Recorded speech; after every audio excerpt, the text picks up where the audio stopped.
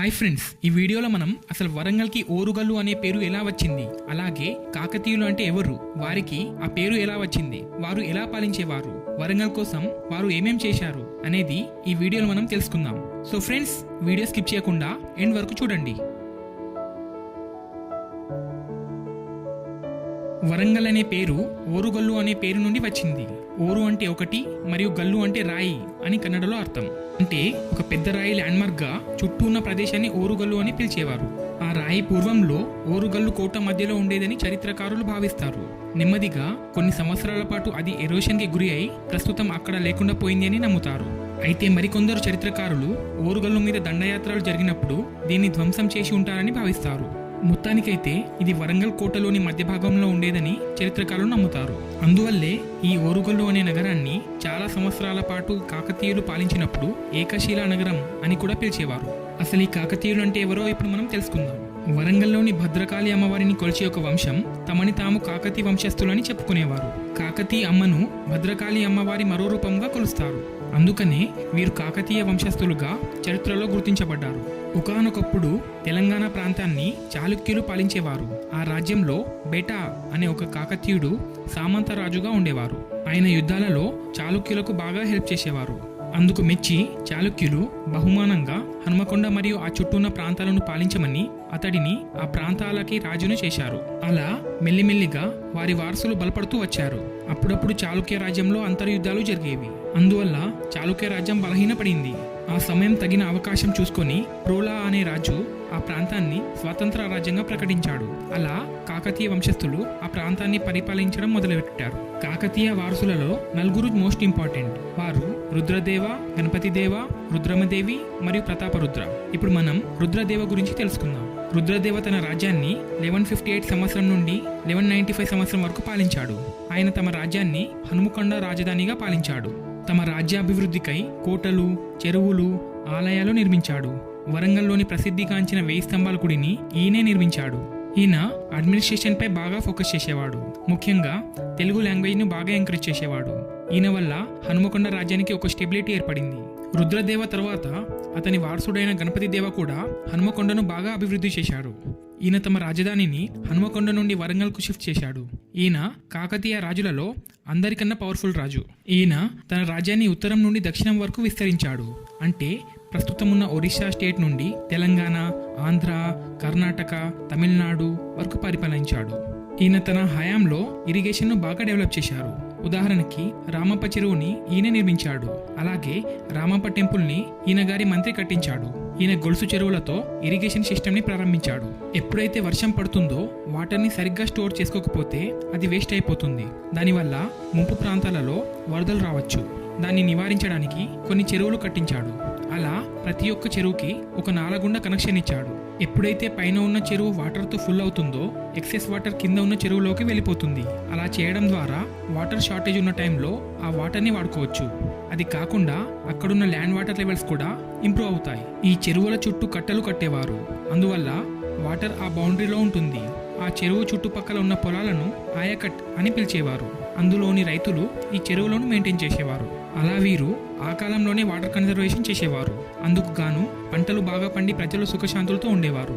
అందువల్లే ఈయన పరిపాలించిన కాలాన్ని స్వర్ణయుగంగా పేర్కొంటారు.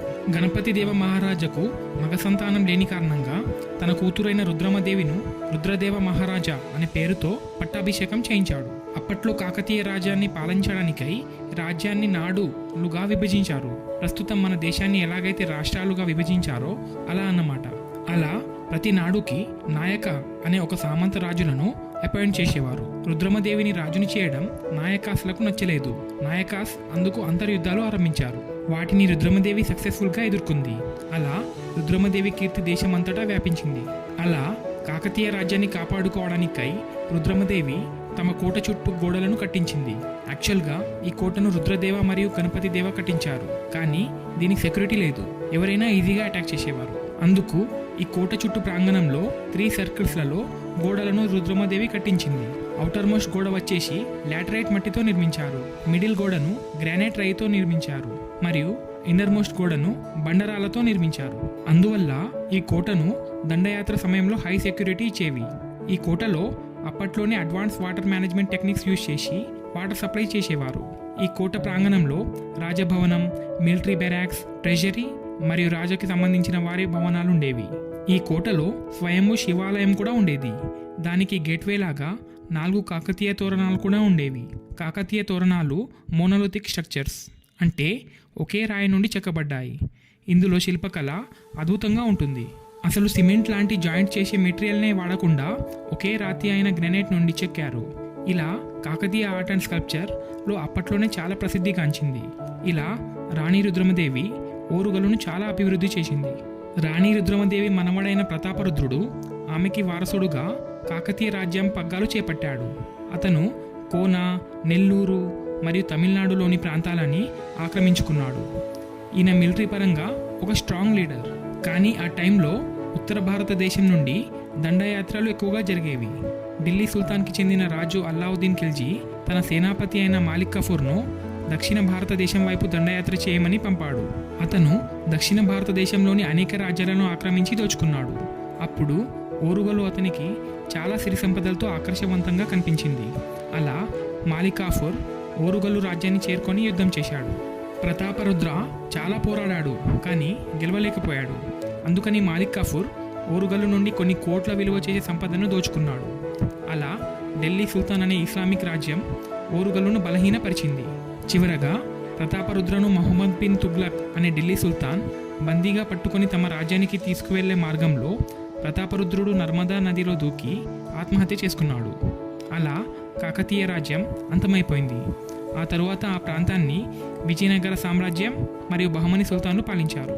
ఇప్పుడు మనం కాకతీయులు చేసిన గొప్ప పనుల గురించి తెలుసుకుందాం. కాకతీయులు ఎన్నో ఆలయాలను కట్టించారు. అందులో 1000 స్తంభాల గుడి ఒకటి. ఈ ఆలయాన్ని రుద్రదేవ అనే మహారాజు 1195 సంవత్సరంలో కట్టించారు.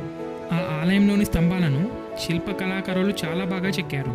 అందువల్ల అప్పట్లో ఆ ఆలయాన్ని దూరం నుండి చూసినప్పుడు 1000 స్తంభాలతో కట్టిన గుడిలా కనిపించేది.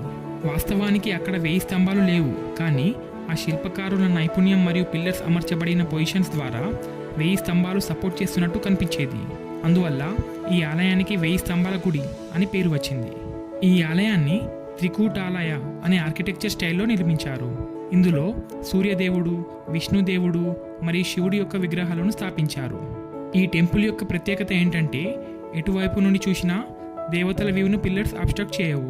ఇది మన ఇండియన్ ఆర్కిటెక్చర్ అండ్ టెంపుల్ ప్లానింగ్కి ఒక ఉదాహరణ.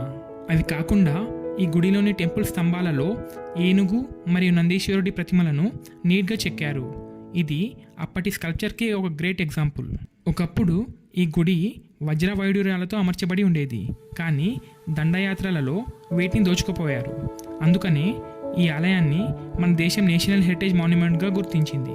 ఇప్పుడు రామప్ప టెంపుల్ గురించి తెలుసుకుందాం. ఈ గుడిని గణపతి దేవ మంత్రి రేచర్ల రుద్ర కట్టించాడు. ఈ గుడి వరంగల్ దగ్గరలోని పాలంపేటలో ఉంది. ఇది ఒక శివాలయం. ఈ టెంపుల్ ప్రత్యేకత ఏంటంటే దీని యొక్క గోపురం.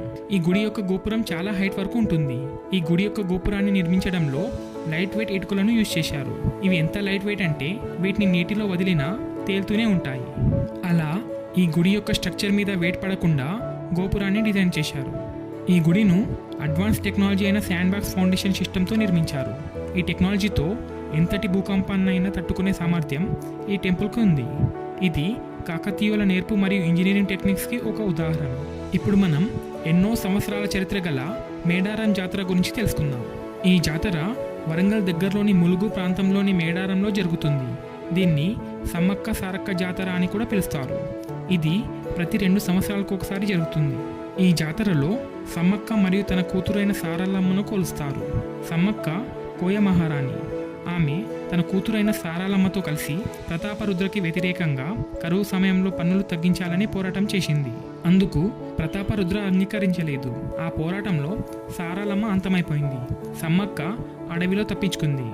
అప్పటి నుండి సమ్మక్క మరియు సారాలమ్మను దైవంగా కొలుస్తున్నారు. ఈ పండుగ 4 రోజుల పాటు జరుగుతుంది. ఈ ప్రాంతానికి దగ్గరలో జంపన్న వాగు ఉంటుంది. జంపన్న సమ్మక్క కొడుకు. అతడు తన తల్లితో కలిసి పోరాటం చేశాడు. పోరాటంలో వాగులో పడి మరణించాడు. అందువల్ల ఆ వాగును జంపన్న వాగు అని పిలుస్తారు. ఇలా వరంగల్లో ఈ జాతర చాలా ఫేమస్. సుమారు 1.5 కోటి ప్రజలు ఈ జాతరలో పాల్గొంటారు. సో ఫ్రెండ్స్, ఇది వరంగల్ గురించి కాకతీయుల చరిత్ర. కాకతీయుల తర్వాత వరంగల్ను ఎవరు పాలించారు, ఎలా పాలించారు అని తెలుసుకోవాలంటే వీడియోను లైక్ చేసి నా ఛానల్ని సబ్స్క్రైబ్ చేయండి. Will see you soon in the next video. And finally thanks for watching the video to the